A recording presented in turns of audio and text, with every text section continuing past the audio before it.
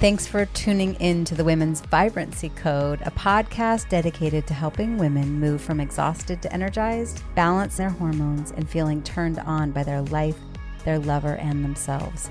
I'm your host, Maraya Brown.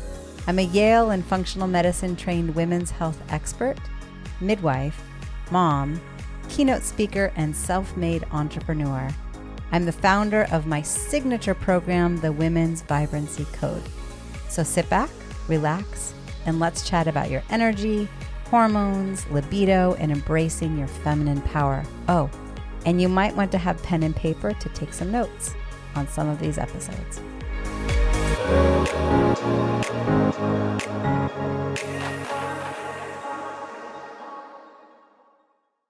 Okay, so tonight is Katie and me and Katie. If you haven't met Katie yet, she is our esteemed functional dietitian that is part of the Women's Vibrancy Code. She comes in on occasion and we facilitate group calls together. Sometimes she does group calls on her own. You have one-on-one time with her. She is, and you guys have all heard me say this, she is the person to have read your GI map test.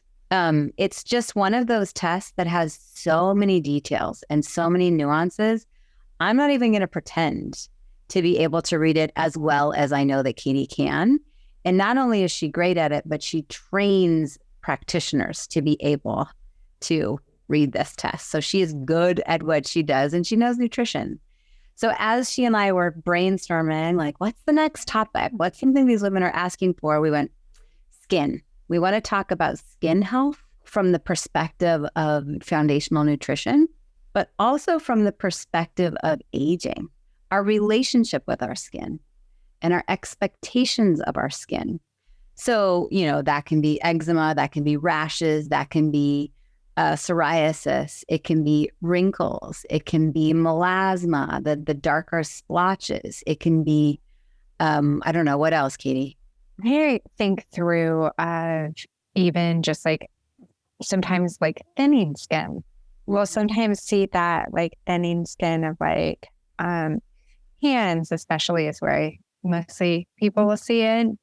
I think acne too, especially when that just kind of, you're like, oh, oof, what is this? And just those changes along the way.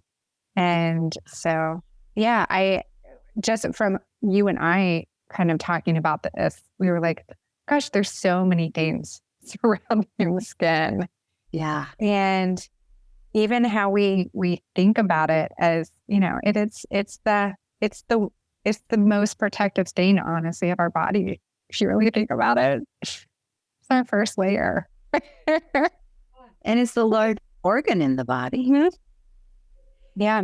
Yeah. And when you talk about thinning skin, obviously that's vaginal thinning skin too. So let's make sure to talk about that. So what is your relationship with your skin? When you look in the mirror, when you think about your skin, how do you see it? What is your relationship with it right now? And I would love it if everyone would put it in the chat. Thin and dry. My skin doesn't always love me. I don't take care of it. That's an interesting one when we think about your relationship with your skin. So we can talk about what is taking care of our skin even mean. Combination some days mostly oily. Okay, so thinking about skin as either oily or dry.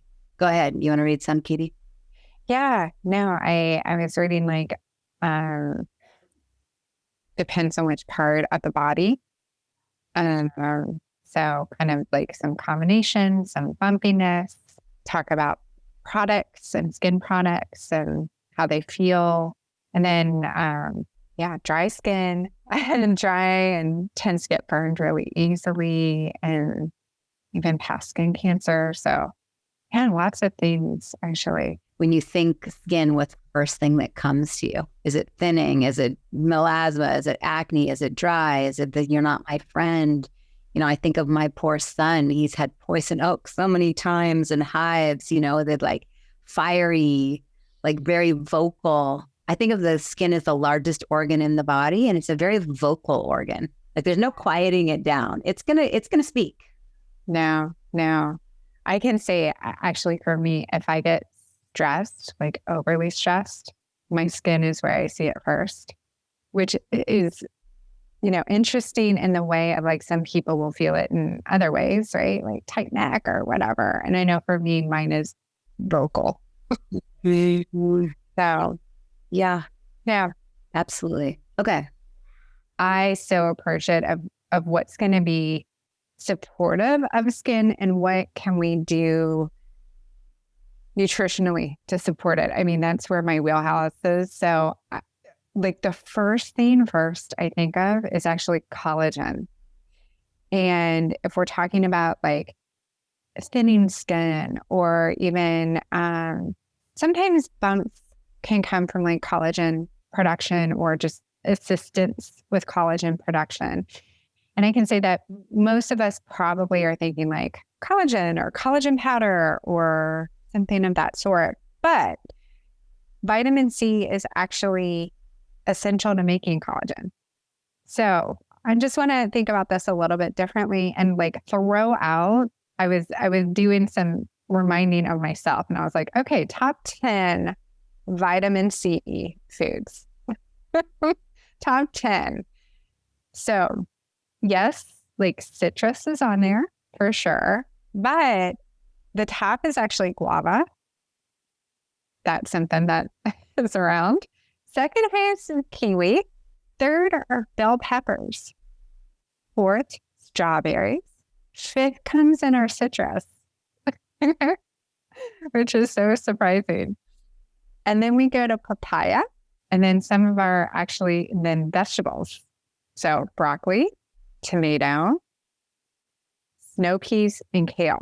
And I kind of just, right, if I get my little technical part of it, vitamin C helps for just the blueprint of making collagen. And it also helps to increase the rate at which it's made. So if we're thinking of like skin and skin turnover and thinness and things like that, part of what I think through is actually like the support of vitamin C. So yes, we could use like a bone broth too. Right, there's some things we could do collagen wise, but I think the vitamin C part is my like little like kind of one of those things that I like to throw in there to support skin and skin production. The other thing is like, right, some really great, awesome fruits and vegetables too that provide so many other things. But if we're really trying to target skin, then I think through that. And definitely, Maraya, chime in. I'm just thinking also that probably would support like vaginal lining and vaginal skin lining and thinning there too as well. I mean, collagen is collagen. I mean, and I love what you said. I mean, so take tomatoes or kale or kiwis, for instance. They're not just offering vitamin C, but we have phytonutrients, the antioxidants, the vitamins, the minerals, the fiber, the hydration. And so I love that when we hear vitamin C, probably everybody's like, well, which supplement should I take? Yeah. And I'm like, okay, well, make sure it's liposomal, but what if we first go to what foods should we ensure we're getting in our body? And so then, Katie, of course, I'm guessing there's some questions, and this is where my mind goes right away. Yeah. As we age, our collagen production slows down. Absolutely. And so are you suggesting that we potentially supplement with collagen, such as a powdered collagen or bone broth, and eat the vitamin C rich foods with the intention of that then supporting the collagen production?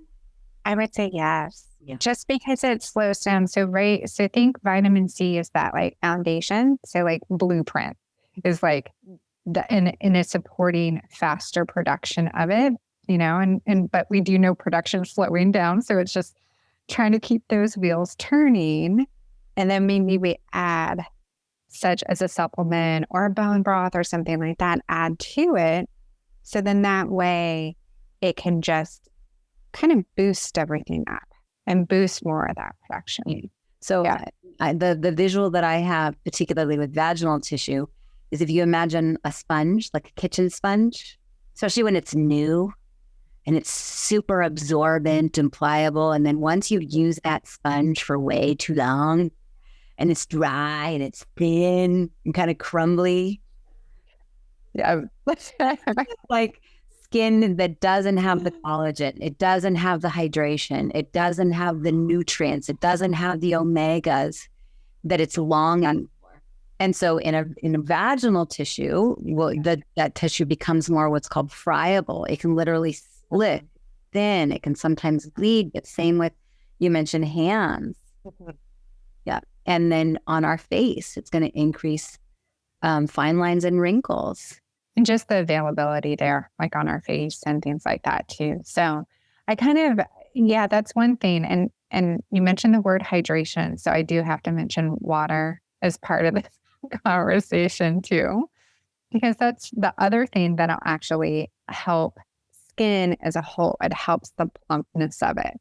It helps that elasticity. So I think like my visual with this, Maraya, I think you and I are both very visual people, because I'm always trying to think like, how can I describe this and make this feel a part of everything? And I feel like water allows that elasticity. So if we want that elasticity like a rubber band, and we want it to be able to go out and in really comfortably, water helps provide that. So along with just like the tissue itself, we need something to actually take that tissue and be able to like, right? Does it move? Does it move and shake? We want that. Yeah. I think the other thing when we're talking about a diet rich in fruits and vegetables at a foundation, I don't remember, I think it might have been Newsweek. I don't remember the magazine, but they did a study where they took photos of someone that was tan from either being in the sun or the tanning bed, compared to someone that had the glow of, like, you can tell when someone hydrates well and eats a diet really rich in a wide variety of fruits and vegetables. They have that like produce glow to their skin, the beta carotene glow. And so what they did was they showed images of faces side by side and said, which one do you think is more attractive? And like statistically significant consistently was the face that had the glow. Like, how cool. Like evolutionarily, it's also what we're drawn to. It's what we're attracted to, because it's that glow that's showing up because our cellular health is solid and our skin is speaking that message externally. Mm-hmm. Yeah. What about the acne, the melasma, the skin stuff that we think of being more hormonally regulated? What are your thoughts there? I think of hormones. I actually do think of gut too, because there's certain gut microbiome that are actually more related to like eczema, certain ones that are more related to psoriasis. So I think through all of that. And with hormonally, really, I think through detoxification and what's happening, or what are we providing to detoxify those hormones and make sure that they're moving through at a rate that doesn't kind of get stuck. So then our skin is vocal. I mean, that's in part what I look at. So I guess food-wise that comes to mind, I think some of them that are going to be more magnesium like provided. So that might be almonds, that might be like sweet potatoes. And both of the, and magnesium just also, if we're, if I relate it back to some of the skin, what we may hear about skin, we hear about hyaluronic acid that's in some of the products, and magnesium actually helps our body make hyaluronic acid. So I kind of think of it like a 2-for-1 there with that. And so I kind of think through that. I think through selenium. I do think of water again. I know it's like a repeat, but it comes up with that whole kind of detoxification. And then I think of antioxidants, and I mean, I can definitely go through different antioxidants and like, this is lutein and this is a different carotenoid or et cetera. But I think my easiest way of thinking about antioxidants is that you want the brightness of a food tells me the antioxidants that's in there. So when we see like bright orange, that's means something. That's usually a beta carotene. If it's a bright red, then that's usually like sometimes a lycopene, usually sometimes a lutein. So that's why I'm kind of like, I always look at like color to just make it easier. What are you going to see in a GI map test? What is showing up from a gut perspective, and how would one focus on better detox? Not like go do a cleanse. No. What can we do to help? This like a day-to-day, week-to-week, month-to-month, year-to-year basis, other than sweating. I mean, we're going to sweat, right? Yes. But what else from a gut health and detoxification perspective? So let's definitely talk about the acne and the things that that can show up in the skin that I think of hormonally. But I'm seeing in the chat questions specifically about eczema and gut and detox. Yeah. So with the gut part, so what I typically, when I see like a, let's say like a psoriasis or eczema or something like that with gut and gut health, I'm usually seeing that along with like a bit of dysbiosis. So when I will want to address like a dysbiosis, I think are more of our prebiotic foods. So I'm thinking garlic, I'm thinking shallots, asparagus tips, leeks, artichoke. That's what I'm usually going to add to be able to help with that dysbiosis. And the question of garlic raw or not raw or cooked, actually raw is going to be more potent, but it doesn't mean that cooked isn't actually going to help out. So typically if I'm looking at like, I've been asked like, how many raw garlics do I need to eat a day in order to get enough? It would be about 5 typically if I'm looking at the amount. I don't expect someone to just down raw garlic all the time, but I do think of, do I have fiber and then also prebiotic fiber added in there to be able to help with that response of our dysbiosis, like lowering that down and then making sure our flora is much more robust with that.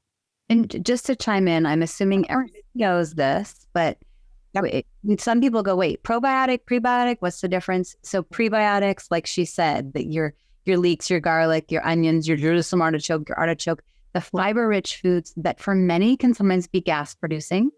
Mm-hmm. And the way that I think about them is, she mentioned dysbiosis. So we're talking about the gut microbiome. We want lots of healthy gut flora and bacteria, right? That's why sometimes people add a probiotic. It's adding new and different bacteria. Prebiotics are going to help the good bacteria do a better job at what it's supposed to be doing. And they all come from plants. I'm watching some experts saying prebiotics are even more important than probiotics. Yeah, I'll be honest, I tend to use much more prebiotics with people than I do probiotics.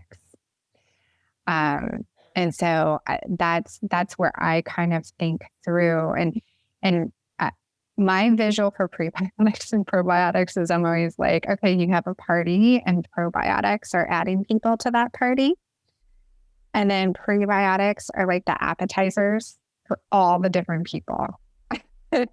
And so you kind of want to be able to make sure that all the people at this party are all being fed and not just that we keep adding to our party, because then, fire marshal is going to have to be called at some point. And everything and another one's hungry.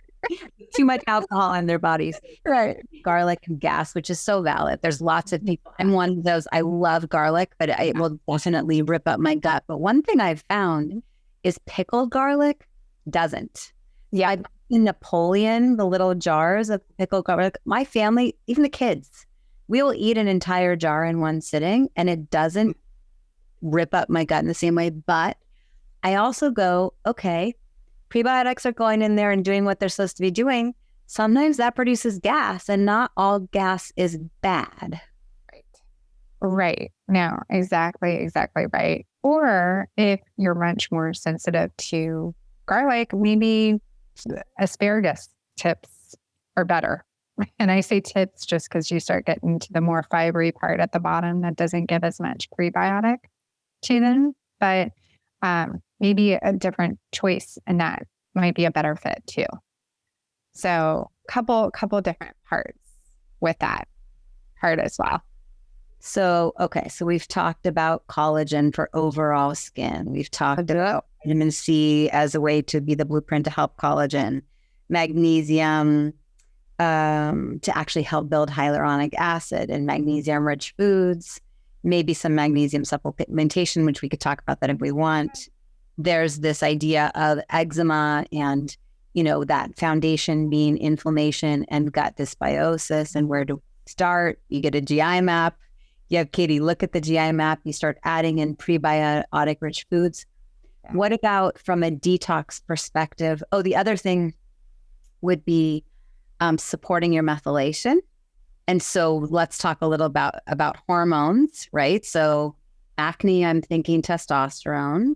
Or that darkening of skin, I'm thinking of estrogen, sometimes progesterone. You want to kind of talk through that a little bit? Yeah.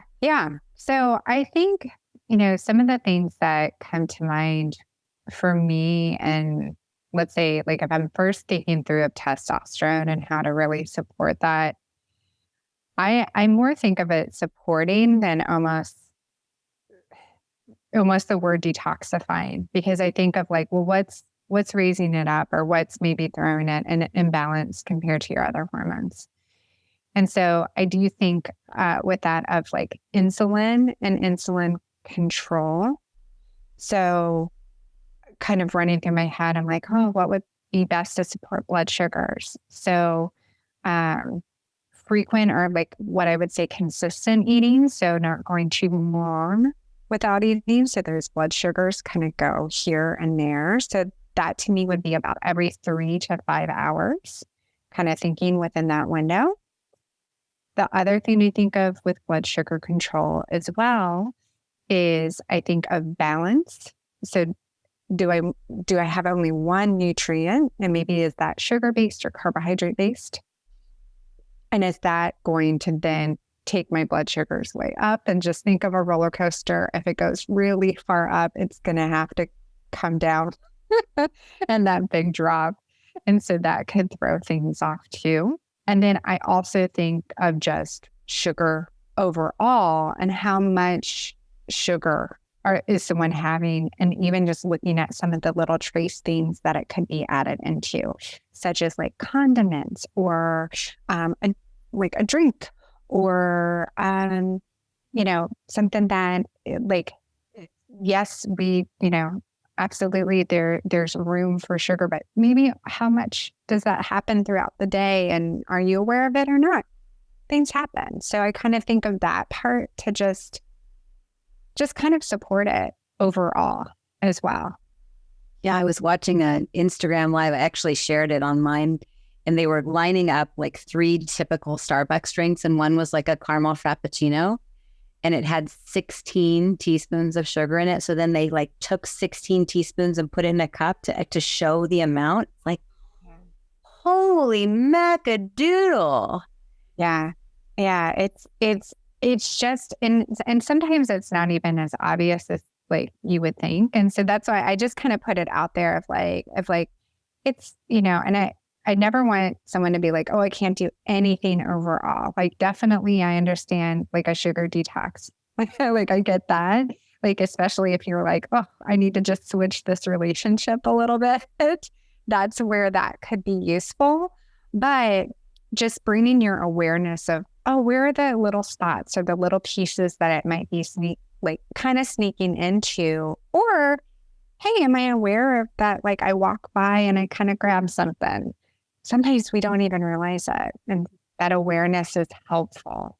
And just kind of, approaching things a bit more compassionately. Mm-hmm. I think the other thing in the testosterone conversation is if it's detoxing down the more adrenergic or alpha pathway, it's going to convert to DHT more quickly. You don't need to know all those words, but that can increase a propensity towards cystic acne or the male hair distribution. And so sometimes I think of saw palmetto as one of those supplements there to just kind of shift way the body is detoxing, making sure, once again, you're hydrating, you're sweating, sleep. Sleep is going to be so vital for our skin health and our testosterone level, as well as our leptin and ghrelin, which are then going to be dictating our cues of I'm hungry or I'm full. Regarding sweating, how much? Yeah. And you said dripping, and I actually mean, yes, dripping. Do you have any thoughts there, Katie? Yeah.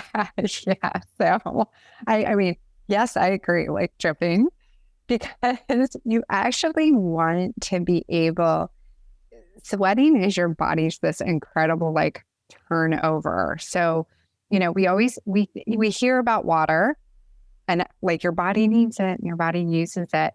But just think like your cells are kind of like these little like lovely gatekeepers with water. And what water's helping them do is it's kind of like a flush in and a flush out. Like think like a wave. So we want that like water wave to come into our cells. And then we want some way for that wave to go out and take some of the things, because as your cells are doing things, they're kind of like little byproducts. They're kind of leaving little things. And so we want to be able to have that in and that out. And so the sweating part actually helps with that process to be able to, for ourselves and to be able to support them to go, oh, hey, like we have water coming in, and then we also have a place for it to go. So like for me, I'm always like, hey, I want like a drippy sweat. I'm usually looking like 5 days a week, and it doesn't have to be like hours of drippy sweat, but we want some glistening and some glow. So that way it can help our cells with that kind of wave action. I talk about it often. I have a far infrared sauna at home, and I love it's like this bag that you zip up. Oh, cool. And it has a chair. So I put a towel on the chair and I just set it to 30 minutes. It usually takes by like the 20-minute mark, I'm in there dripping. And it has these two little zippers where I can put my hands out, so I can be sitting there holding my book, or I can have my water. And, I've got 30 minutes and I come out absolutely dripping. Now, I haven't gotten cardiovascular. I haven't gotten any weight-bearing exercise. But it's easy. I have it in my bedroom. So it's like part of my morning routine. I'm able to sweat. It's only taken a half an hour. I didn't have to leave anywhere. And then I get in the shower and I feel ready for the day. Or if you're going to go to yoga, can you go to a hot yoga as an option instead, just to increase the sweat factor? And then if you get lightheaded, well, it tells me, are you hydrated enough when you went in there? Yeah. And sometimes it's that you need to hydrate not just with water, but maybe add some electrolytes, add some coconut water, some bone broth, some Himalayan sea salt into the water itself. And sometimes like, especially, with the lightheadedness, it's just I look at it as like that information of, oh, hey, oh, wait, do I need to look at this? Because it's sometimes, depending on the day, sometimes you're all in, and then other times it's easy to get busy. And you have to kind of, I know sometimes on a busy day, I will put an alarm on my phone just to remind myself, just because it's sometimes one of those things that it might not just pop into my brain. Well, and also there's the ego conversation too. Like if we go to a yoga class where we're accustomed to pushing ourselves to a certain point and you add on the heat. I mean, when I was at Yale, the thing that got me through was Bikram, and especially cold in Connecticut. Oh my gosh. But there was some days where the stress level was so high getting my master's and I hadn't eaten well. I would just go in and lay down on the mat. And like, I get to surrender to, today's not a day I'm going to push myself, and it's okay. I'm not going to compare myself to all the other people in the class. I'm going to enjoy being in the room. I'm going to enjoy the heat, and I'm going to sweat. And that's okay too.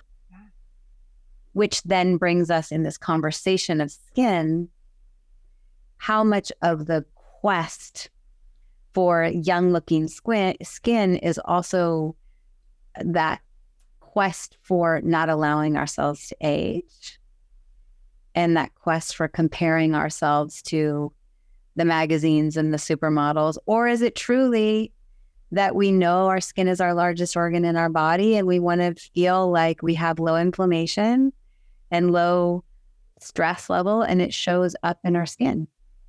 So many pieces to this. And I think that's why when we started talking, we were like, there are so many parts to this of just how someone thinks and feels and sits in their body. And then also what can we do, or what are tangible things that we can do and think through of how to just even support it better.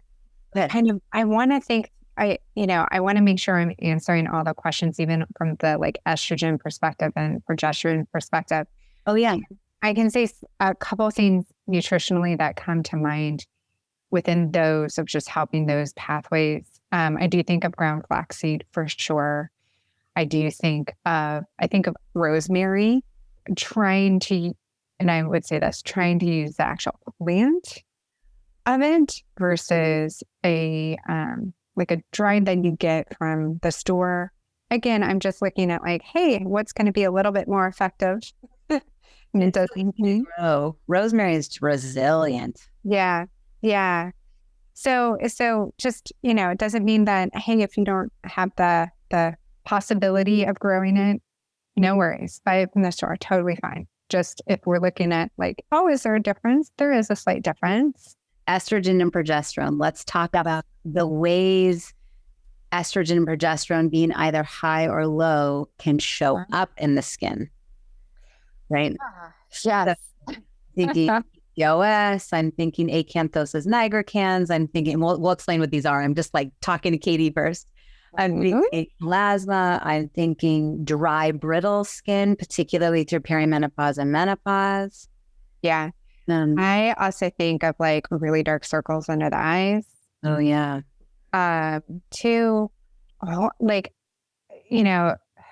Hormonally, yeah, I think also just sometimes people will say like they feel like their skin is puffier. If that makes sense or reads for people. Particularly the week before you bleed. Yeah. Because that progesterone and estrogen are really coming down. Mm-hmm. Yeah. They're doing their like switch off. Their yin and yang switch off. Yeah. And so for that time of the month, if someone is feeling like their skin feels puffy, what do you recommend? Increase your water. That's one thing I recommend. So even if you're like, I am solid with water, I'm usually like about 20 ounces more. It's where I kind of look at for that puffiness to just, and it's providing that way for those cells. Because that's where the puffiness, like it's just, they're holding on. It's like a puffy coat. And I want to say out loud, if you don't sweat, you're still going to urinate it out. It's not like sweat is the only option. You're going to pee, you're going to poop, you're going to sweat things out. Yeah. But it's important that we're doing all three. Yeah. Yeah, for sure. For sure. Ground flax will bring in those great healthy estrogens to help support the estrogen. What does rosemary do in relation to estrogen and progesterone? So rosemary, it's more for your estrogenic pathway. And so for any of you guys have done or looked at a Dutch chest, it helps to switch from that number 2 pathway to that preferred number 1 pathway.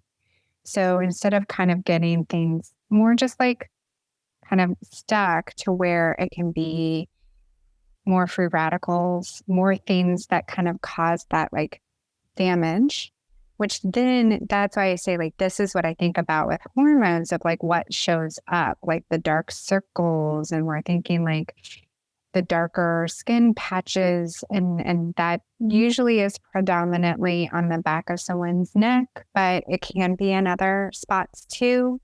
And so I think through, how do I support that like pathway. So we're not producing so many kind of those free radicals. And that's a term I feel like is thrown around a lot. So in thinking through what that would mean or how to make that more meaningful for everyone, just think of like a free radical as like it's like if we had a pinball machine, it's that ball that's going ding, ding, ding, ding, ding, ding, and hitting all of your cells, all of your different tissues and organs. And so what we do is we put on antioxidant foods in there because those oxidants help to kind of take away those free radicals. So it helps to be like, okay, radical, okay, ping pong ball, hold on. Stop going so fast. Let me kind of take you out of the equation. So that's what we kind of do with that part. And I think it's a ping pong ball that's creating friction. It's creating like a little bit of fire. Like if you think about fire, like, yeah, we don't necessarily want that free radical damage in there. Skin tags and dark spots. In both of those scenarios, I think liver. Yeah. Yeah, I do too. Like more of the spot. Yeah, more of the spotting versus like a patch, or a large area or a larger area of skin. And that's why I think usually behind the neck, like that's what I think of more with hormones. And then if it's a spot, I think more liver. Yeah. So I use the word acanthosis nigricans. That's this like darkening of skin around the neck. Sometimes it's also darkening under the armpits or darkening in the inner thighs. If I see that in a woman, I'm thinking hormones and I'm thinking blood sugars. Uh-huh. And so it's definitely like, that's definitely a sign. Whereas skin tags or more dark spots, I think of more as we need to help support the liver. Mm-hmm. Yeah.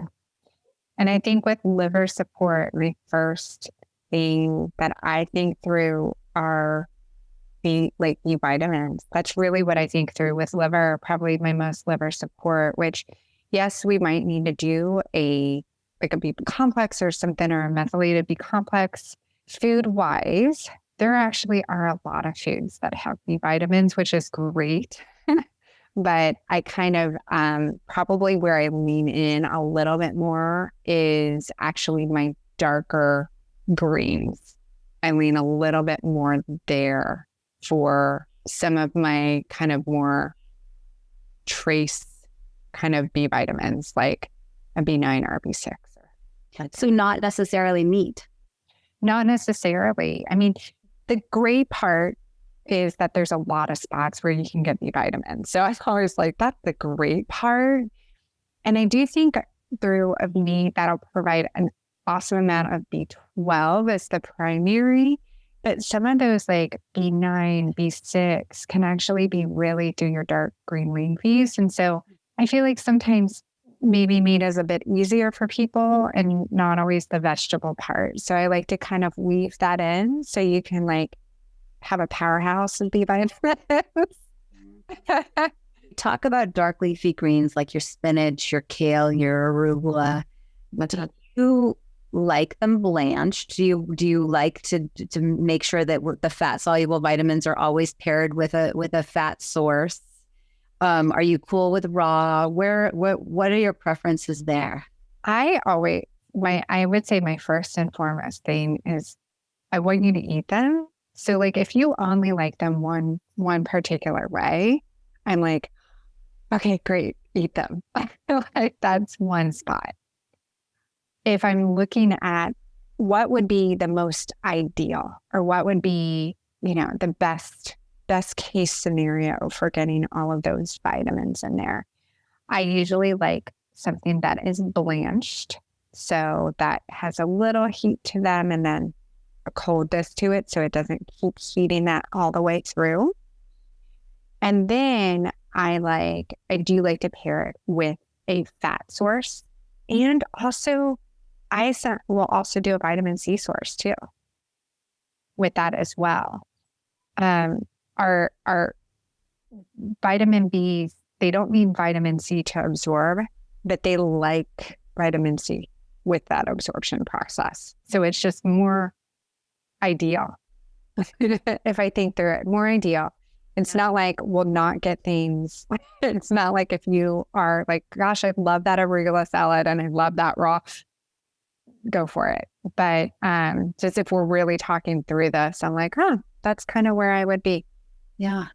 And fascinating. So you brought up B vitamins in the context of liver support. Like when I think about liver support, I would go to your bitter greens, your dandelion, cutting out alcohol. Yeah. But it sounds like from a methylation and detoxification perspective, you go directly to the Bs.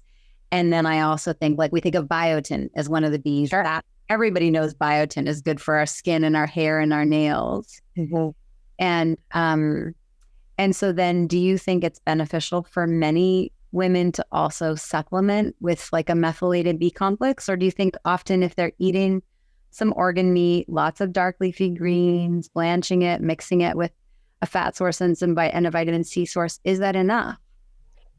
So I think that if someone has a lot of moving parts, okay, so let's say, gosh, their hormones have been off for a while and we're significantly trying to repattern those detoxification pathways, and that also will go through the liver, then I want to have something there, and I want a supplemental B complex because you're doing all these new things. So it's new information for the liver. And even if how you eat is great and spot on, it's like, whoa.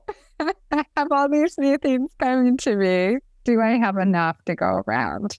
Because I'm used to doing this one thing with what I have so far.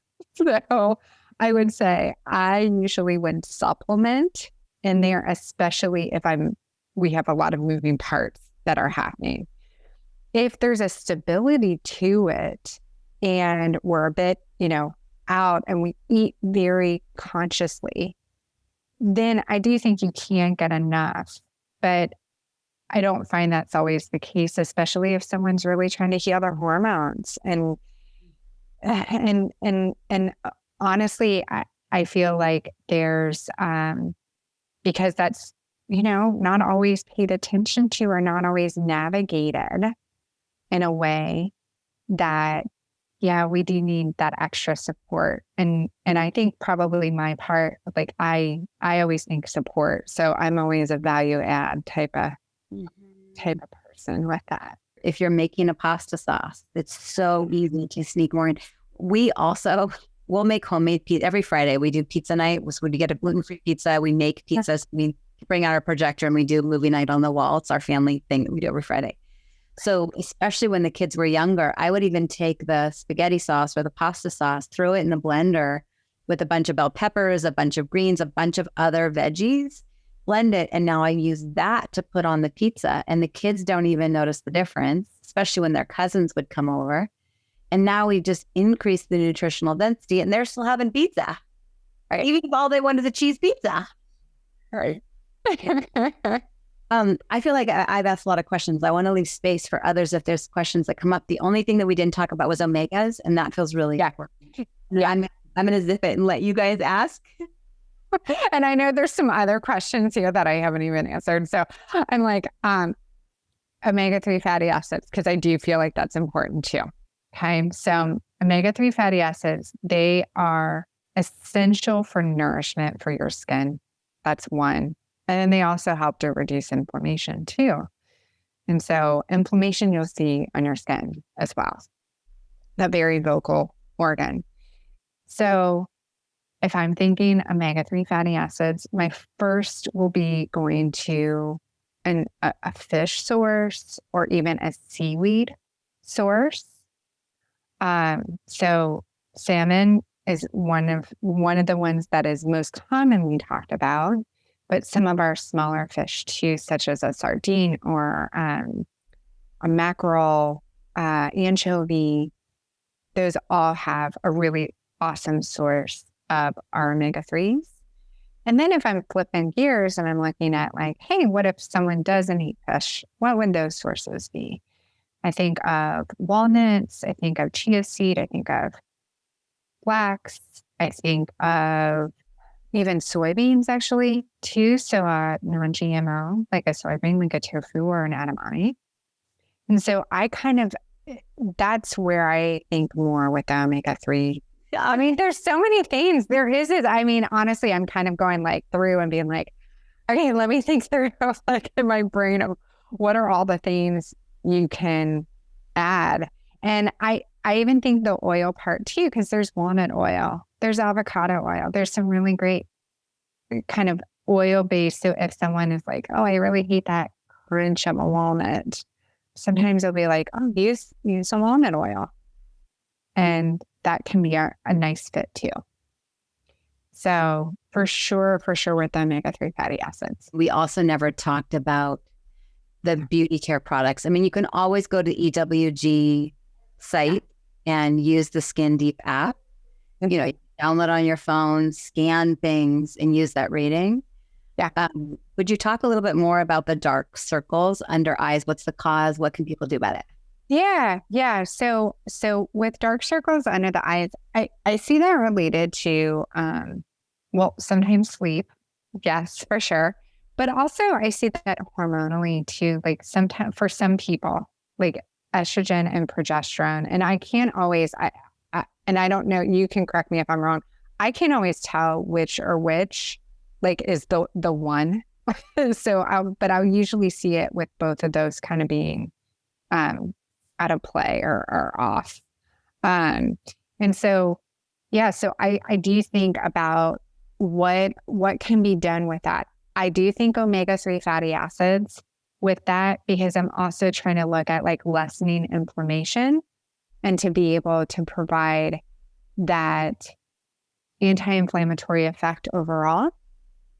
I think through estrogen detoxification. So I think through liver support, which would be that B vitamins, but also at the same time, alcohol. I look at blood sugars even can also be thoughtful with that. And then kind of the ground flaxseed, rosemary, those are my top two food-wise for estrogen, unless I'm walking in. So that's what I think of with the dark circles. And there can be, several reasons with that, but it just kind of comes up. A lot of people think like, oh gosh, okay, I have hormonal acne, or I have hormonal like skin issues. Like I notice it's cyclical, but I've had people also with dark circles kind of be cyclical too. So I just like to mention that can be something that is related as well. Yeah. Absolutely. Fish and chicken can provide some B12. Actually, it's more potent in red meat, but it can provide B12. So I wanted to answer that one. Rosemary comes as an oil too, right? So sometimes they'll make like an olive oil, and then they'll kind of like, when they make it, they'll steep like a rosemary in that olive oil. So it'll be like a rosemary olive oil. That's how I've seen it. I haven't seen rosemary itself become like an oil unless it's like an aromatherapy oil, which is a little bit different. Right. So most therapies aren't going to be edible. Although I guess they say a lot of doTERRA oils are, but I don't know. Yeah. And I would honestly have to look in to be like, oh, what are they getting that rosemary? Is it just a steeping? Is it going to get the what we need from the rosemary in there? I will be honest that I would have to research that, but I at least wanted to kind of just like navigate that one of what you may see out there. And so, rosemary tincture, and good for circulation as well. Yeah, rosemary can be good for actually several things too. I don't think I really realized how much vitamin C is essential to the creation of collagen. And the magnesium and hyaluronic acid link, I didn't know that one either. Mm-hmm. Be able to impact the next generation. That once again, it's not just about looking young. Mm-hmm. It's about foundationally our cells in our body being able to exist in a vibrant, healthy, long-lived And as they're turning over in a healthy way because of the community that we keep and the choices that we make and the way that we think and the foods that we eat and all of it. And then many of you add in Juice Plus. I'm a big fan. Eat well and then supplement with other plant powders, right? Especially when you're getting that wide variety. When you talk about the brightness of color. No, I mean, I've taken Juice Plus for 17 years. It's crazy to think, but to go, all right, there's those extra 30 fruits, vegetables, and berries that were picked at their peak of ripeness. We didn't even talk about that difference. I'm like, there's so much, you guys. Katie, one of the things that you said, and I repeat this often now because it just felt so simplified. Like I've always said, can you get in every color every day? Yeah. Which for me feels simple.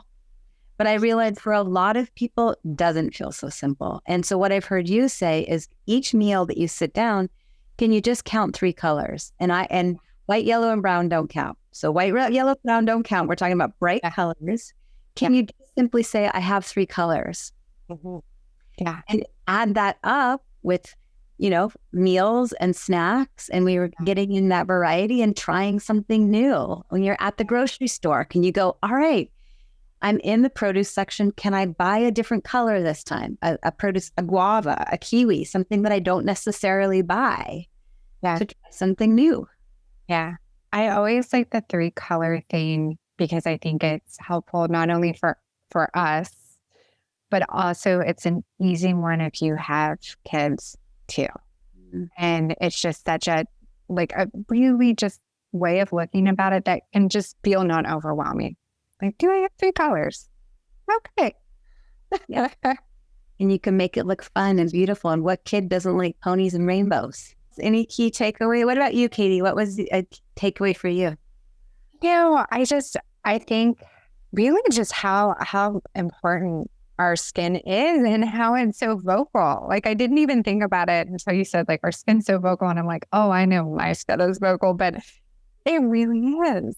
Yeah. Can tell us a lot about just what's going on internally and yeah, all those things. Yeah. I always refer to it as the most vocal organ in the body. Yeah.